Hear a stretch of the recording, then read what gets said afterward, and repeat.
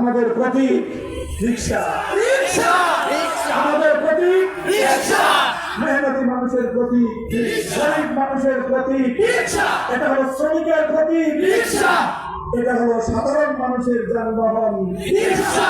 এই রিকশা, এটার প্রতীক আমরা কেন বেছে নিলাম? আমরা জাতিকে পয়গাম দিতে চাই, আমরা গাড়িওয়ালাদের ভাগ্যের উন্নয়ন নয়, রিকশা যাত্রী, রিকশা চালকদের ভাগ্য উন্নয়নের রাজনীতি করব।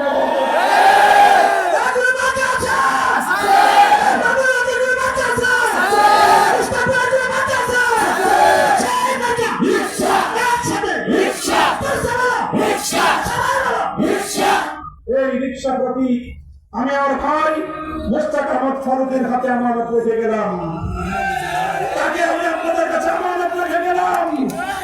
ইনশাআল্লাহ আপনারা আমাদেরকে একবারের জন্য সুযোগ প্রদান করেন। আমি আপনাদেরকে কথা দিচ্ছি, দেশ জাতি ইসলামের প্রশ্নে কারো সঙ্গে আপোষ করব না, কোন রক্তচক্ষুর পরোয়া করব না। অতীতে আমরা শুধুমাত্র দেশের কথা বলার অপরাধে আমার বাংলাদেশের অধিকার হরণকারী, বাংলার মানুষের অধিকার হরণকারী, অর্থের অধিকার, ভোটের অধিকার হরণকারী নরেন্দ্র মোদীর আগমনের প্রতিবাদ করার অপরাধে বছরের পর বছর নির্মম কায়দায় অন্ধকার কারা প্রকোষ্ঠে আমাদেরকে দিন গুজরান করতে হয়েছে।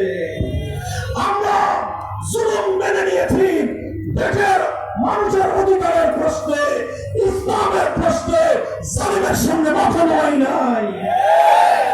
আপনাদের সঙ্গে আমি অঙ্গীকার করছি, আমি আপনাদেরকে কথা দিচ্ছি, যদি আপনারা আমাদের প্রতীকে ভোট দিয়ে আমার ভাইকে যদি আপনারা নির্বাচিত করেন, আমি আপনাদেরকে কোনো নেতা উপহার দিতে পারবো না, তবে কথা দিচ্ছি আমি আপনাদেরকে একজন সেবক উপহার দেব। তিনি নেতৃত্বের ছবি বানাবেন না, তিনি আপনাদের খাবেন হয়ে আপনাদের দরবারে দরবারে গিয়ে আপনাদের সেবা করবেন ইনশাআল্লাহ। শুধু তিনি নন, এবং এটাও বলে দেই, জয় হোক পরাজয় হোক, মাঠে নেমেছি জনগণের সেবা করবার জন্য। এই জনগণকে নিয়ে আমরা রাজনীতি ময়দানে অবিচল সংগ্রাম চলছে, চলবে ইনশাআল্লাহ। আমাদের আগামী দিনের সংগ্রাম চলছে, চলবে, তোমার পথের সংগ্রাম চলছে, চলবে, নিজের সংগ্রাম চলছে, চলবে, আমার পথের সংগ্রাম চলছে, চলবে। আমি আবার দেশপ্রেমিক সকল রাজনৈতিক শক্তিকে আহ্বান জানাতে চাই, যারাই মৌলিক প্রশ্নে একমত হবেন, মালিকানার ভিত্তিতে আমরা শেয়ারিং এর ভিত্তিতে দেশ চালাবো, শুধু আপনি মালিক হয়ে অন্যদেরকে খয়রাত দিবেন, সেই রাজনীতির দিন শেষ।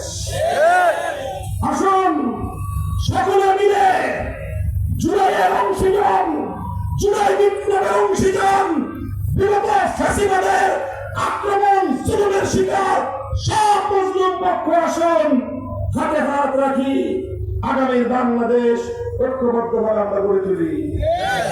আর যদি কেউ নিজের ঘনত্বের দাম্ভিকতা নিজেকে সেপারেট রাখতে চায়, আমি বাংলার মানুষের কাছ থেকে যে আভাস পাচ্ছি, বাংলাদেশের মানুষ আর কোন অভিজাত জমিদার শ্রেণীকে তাদের শাসক হিসেবে দেখতে চায় না। বাংলার মানুষ জুলাই বিপ্লবের পরে শিখে গিয়েছে, ছাত্র শ্রমিকরাই বিপ্লব করে, বড় লোকরা শুধুমাত্র জমিদারি করতে যাবে, জনগণের সেবা করতে যাবে না।